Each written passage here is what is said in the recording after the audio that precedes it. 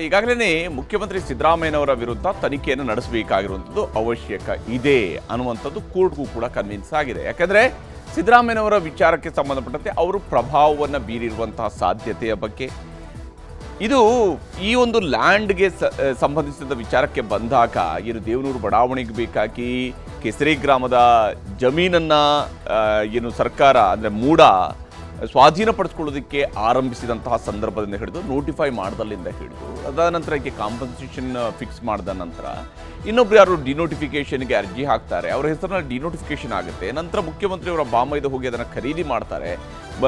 ಅಷ್ಟೊತ್ತಿಗಾಗಲೇ ಅಲ್ಲಿ land development ಕೂಡ ಆಗಿರುತ್ತೆ, ಅಂದರೆ ಲೇಔಟ್ ಫಾರ್ಮೇಷನ್ ಆಗಿರುತ್ತೆ, ಲೇಔಟನ್ನು ಡೆವಲಪ್ ಮಾಡುವಂಥ ಕೆಲಸ ಶುರು ಆಗುತ್ತೆ. ಈ ಅವಧಿಗಳಲ್ಲಿ ಸಿದ್ದರಾಮಯ್ಯನವರು ಉಪಮುಖ್ಯಮಂತ್ರಿಯಾಗಿ ಕೆಲಸ ಮಾಡ್ತಾ ಇದ್ರು. ಅದಾದ ನಂತರ ಮುಂದುವರೆದು ಅದೇ ಜಮೀನನ್ನು ಸಿದ್ದರಾಮಯ್ಯನವರ ಪತ್ನಿಗೆ ದಾನಪತ್ರ ಮಾಡಿಕೊಡ್ತಾರೆ. ಹಾಗೆ ಬಂದಂತಹ ದಾನಪತ್ರವನ್ನು ಮುಂದಿಟ್ಟುಕೊಂಡು ಅವರು ಆ ದಾನಪತ್ರ ನಂತರ ಅದೇ ಸ್ವಾಧೀನಪಡಿಸ್ಕೊಂಡಿದ್ದಂತಹ ಜಮೀನಿಗೆ ಸಂಬಂಧಿಸಿದಂತೆ ಅರ್ಜಿ ಹಾಕಿ, ಅಂದರೆ ಅವರೇ ಕೇಳ್ಕೊಳ್ತಾರೆ ಮೂಡಾಗೆ ನನಗೆ ಪರಿಹಾರ ಕೊಡಿ ಅಂತ ಕೇಳ್ತಾರೆ. ಹಾಗೆ ಅವರು ಕೇಳಿದ ನಂತರ 5 ವರ್ಷ 6 ವರ್ಷ ಕಳೆದ ನಂತರ ಪರಿಹಾರ ಕೊಟ್ಟಿರ್ಬೋದು, ಸಿದ್ದರಾಮಯ್ಯನವರು ಸಹಿ ಹಾಕದೇ ಇರ್ಬೋದು, ಆದರೆ ಪರಿಹಾರ ಕೊಟ್ಟಿದ್ದಾರಲ್ಲ, ಅಷ್ಟು ಸೈಟ್ಗಳನ್ನು ಕೊಟ್ಟಿದ್ದಾರಲ್ಲ, ಇದೆಲ್ಲದರಲ್ಲೂ ಕೂಡ ಸಿದ್ದರಾಮಯ್ಯನವರ ಪ್ರಭಾವ ಇರಬಹುದು ಅನ್ನುವಂಥ ವಿಚಾರದ ಅನುಮಾನ ಕೋರ್ಟ್ಗೂ ಕೂಡ ಬಂದಿದೆ. ಈ ಕಾರಣಕ್ಕಾಗಿಯೇ ಕೋರ್ಟ್ ಈಗ ತನಿಖೆಗೆ ಆದೇಶವನ್ನು ಮಾಡಿದೆ. ಈ ಸಂದರ್ಭದಲ್ಲಿ ಬರುವಂಥದ್ದು ಕೆಲವು ಪ್ರಶ್ನೆಗಳು, ಇವುಗಳಿಗೆ ಉತ್ತರ ಏನು ಅನ್ನುವಂಥದ್ದು ಬಹಳ ಮುಖ್ಯವಾಗುತ್ತೆ. ಇಲ್ಲಿ ಮೊದಲನೇ ಪ್ರಶ್ನೆ ಇರುವಂಥದ್ದು, FIR ದಾಖಲಾದರೂ ಕೂಡ CM ಸಿದ್ದರಾಮಯ್ಯನವರು CM ಸ್ಥಾನಕ್ಕೆ ರಾಜೀನಾಮೆ ಕೊಡೋದಿಲ್ವಾ, ಮುಖ್ಯಮಂತ್ರಿಯವರು ರಾಜೀನಾಮೆ ಕೊಡೋದಿಲ್ವಾ ಅವರ ಸ್ಥಾನಕ್ಕೆ ಅಂತ ಹೇಳಿ. ಯಾಕಂದರೆ ಅವರ ವಿರುದ್ಧ FIR ದಾಖಲಾದ ನಂತರವೂ ಕೂಡ ಅವರು ಮುಖ್ಯಮಂತ್ರಿಯಾಗಿ ಮುಂದುವರಿಯೋದಕ್ಕೆ ಸಾಧ್ಯ ಆಗತ್ತಾ? ಅದು ಹೇಗೆ ಸಾಧ್ಯ ಆಗುತ್ತೆ? ಯಾವ ಕಾರಣಕ್ಕಾಗಿ ಅವರು ಮುಖ್ಯಮಂತ್ರಿಯಾಗಿ ಮುಂದುವರಿತಾರೆ ಅಂತ ಹೇಳಿದರೆ CM ಲೋಕಾಯುಕ್ತ SP ಎದುರು ತನಿಖೆಗೆ ಹಾಜರಾಗಿ ವಿಚಾರಣೆಯನ್ನು ಎದುರಿಸ್ತಾರಾ?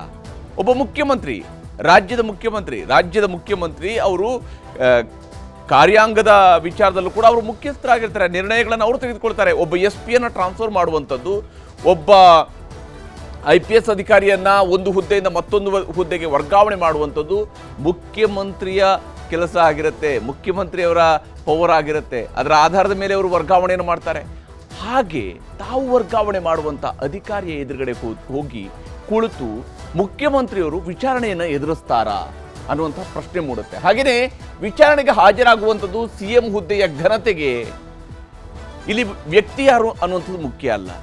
ಸಿದ್ದರಾಮಯ್ಯನವರು ಇರ್ಬೋದು, ಅದು ಇನ್ಯಾರೇ ಇರ್ಬೋದು, ಕರ್ನಾಟಕದ ಮುಖ್ಯಮಂತ್ರಿ ಹುದ್ದೆಯಲ್ಲಿರುವಂತಹ ವ್ಯಕ್ತಿ, ಕರ್ನಾಟಕದ ಮುಖ್ಯಮಂತ್ರಿ ಒಬ್ಬ SP ಎದುರುಗಡೆ ಹೋಗಿ ವಿಚಾರಣೆಗೆ ಹಾಜರಾಗುವಂಥದ್ದು, ಅದು CM ಹುದ್ದೆ ಅನ್ನುವಂಥ ಒಂದು ಘನತೆ ಇದೆಯಲ್ಲ, ಆ ಘನತೆಗೆ ಇದರಿಂದ ಕುಂದುಂಟು ಆಗೋದಿಲ್ವೇ ಅನ್ನುವಂತಹ ಪ್ರಶ್ನೆಯೂ ಕೂಡ ಸಹಜವಾಗಿಯೇ ಮೂಡುತ್ತೆ. ಇದಕ್ಕೂ ಕೂಡ ಸಿದ್ದರಾಮಯ್ಯನವರು ಉತ್ತರವನ್ನು ಕೊಡಲೇಬೇಕಾಗತ್ತೆ. ಇವತ್ತಲ್ಲ ನಾಳೆ ಜನರ ಮುಂದೆ ಈ ವಿಚಾರಗಳಿಗೆ ಸಂಬಂಧಪಟ್ಟಂತೆ ಅವರು ಹೇಳಲೇಬೇಕಾಗುತ್ತೆ. ಹೌದು, ಅವರಿಗೆ ಕಾನೂನಾತ್ಮಕವಾಗಿ ಅವ್ರಿಗೇನಾದರೂ ರಿಲೀಫ್ ಸಿಕ್ಕಿದ್ರೆ ಅದು ಬೇರೆ ಮಾತು. ಸಿದ್ದರಾಮಯ್ಯನವರಿಗೆ ಕಾನೂನಾತ್ಮಕವಾಗಿ ರಿಲೀಫ್ ಸಿಗುವಂಥದ್ದು, ಅದಕ್ಕೆ ಬೇಕಾಗಿರುವಂತಹ ಕಾನೂನು ಸಮರವನ್ನು ಮಾಡೋದು ಇದ್ದೇ ಇರುತ್ತೆ. ಆದರೆ ಪ್ರಶ್ನೆ ಇರುವಂಥದ್ದು, ರಾಜಕೀಯವಾಗಿ ಟಾರ್ಗೆಟ್ ಮಾಡ್ತಿದ್ದಾರೆ ಅನ್ನುವಂಥ ಸಮಜಾಯಿಷಿ ಕೊಟ್ಟರೆ ಸಾಕಾಗತ್ತಾ?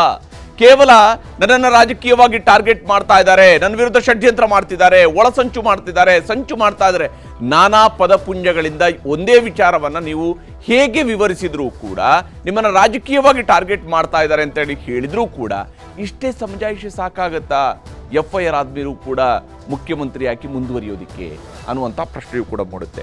ಹಾಗೆಯೇ ಕಡೆದಾಗಿ ಇಲ್ಲಿರುವಂಥದ್ದು ಇನ್ನೊಂದು ಬಹಳ ಮುಖ್ಯವಾಗಿರುವಂತಹ ಪ್ರಶ್ನೆ ಅಂದರೆ, ಯಾವುದೇ ತನಿಖೆಗೆ ಹೆದರಲ್ಲ ಅಂದರೆ ಸಂಪೂರ್ಣವಾಗಿ ನೈತಿಕತೆಯನ್ನು ಬದಿಗಿಡಬಹುದೇ?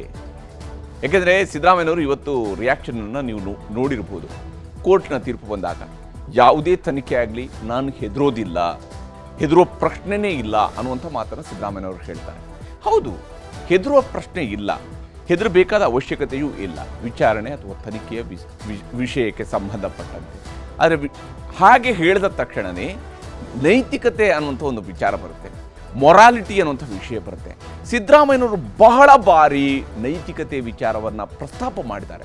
ಶಾಸನ ಸಭೆಯ ಒಳಗಡೆ ಮಾಡಿದ್ದಾರೆ, ಪ್ರತಿಪಕ್ಷ ನಾಯಕರಾಗಿದ್ದುಕೊಂಡು ಮಾಡಿದ್ದಾರೆ, ಆಡಳಿತ ಪಕ್ಷದ ನಾಯಕರಾಗಿದ್ದುಕೊಂಡು ಮಾಡಿದ್ದಾರೆ, ಉಪಮುಖ್ಯಮಂತ್ರಿಯಾಗಿ ಮಾತನಾಡಿದ್ದಾರೆ, ನೈತಿಕತೆಯ ವಿಚಾರವನ್ನು ಹೇಳಿದ್ದಾರೆ, ಮೊರಾಲಿಟಿಯ ಸ್ಟ್ಯಾಂಡರ್ಡ್ಸ್ ಬಗ್ಗೆ ಹೇಳಿದ್ದಾರೆ ಅವರು. ಹೀಗಿರುವಾಗ ಸಿದ್ದರಾಮಯ್ಯನವರೇ ಅವರಿಗೆ ಅವರ ಮಾತುಗಳೇ ಈಗ ಬೌಂಡ್ರಿ ಆಗೋದಿಲ್ವಾ, ಅದು ಉರುಳಾಗೋದಿಲ್ವಾ? ಅವರು ಹೇಳಿರುವಂತಹ ಮಾತುಗಳು ನಿಮ್ಗೆ ಯಾವ ನೈತಿಕತೆ ಇದೆಯೇ ಅನ್ನುವಂಥದ್ದನ್ನು ಕೇಳ್ಬೋದು, ಅದು ಬೇರೆ ವಿಚಾರ. ಆದರೆ ಅವರು ಕೂಡ ಆ ನೈತಿಕತೆಯನ್ನು ಪ್ರದರ್ಶಿಸಬೇಕಲ್ವಾ ಅನ್ನುವಂಥ ಪ್ರಶ್ನೆ ಇರುತ್ತೆ. ಅದಕ್ಕೆ ನಾನು ಹೇಳಿದ್ದು, ಅವ್ರ ವಿರುದ್ಧ FIR ದಾಖಲಾದ ನಂತರ ಅವರು ಕಾನೂನಿನ ಮೂಲಕವಾಗಿ ಬೇರೆ ರಿಲೀಫನ್ನು ಪಡ್ಕೊಳ್ಬೋದು, ಅದು ಬೇರೆ ವಿಚಾರ. ಆ ರಿಲೀಫ್ ಅವ್ರಿಗೆ ಸಿಕ್ಕಿದರೆ ಫೈನ್, ಅವರು ಅದನ್ನು CM ಸ್ಥಾನದಲ್ಲಿ ಮುಂದುವರಿಯೋದಕ್ಕೆ ಯಾವುದೇ ಅಡ್ಡಿ ಆತಂಕ ಅಭ್ಯಂತರಗಳು ಇರೋದಿಲ್ಲ. ಆದರೆ ವಿಚಾರ ಇರುವಂಥದ್ದು FIR ದಾಖಲಾದ ಮೇಲೂ ಕೂಡ ಸಿದ್ದರಾಮಯ್ಯನವರು ಮುಖ್ಯಮಂತ್ರಿಯಾಗಿ ಮುಂದುವರಿತಾರಾ ಅನ್ನುವಂತಹ ಪ್ರಶ್ನೆಯಲ್ಲಿ.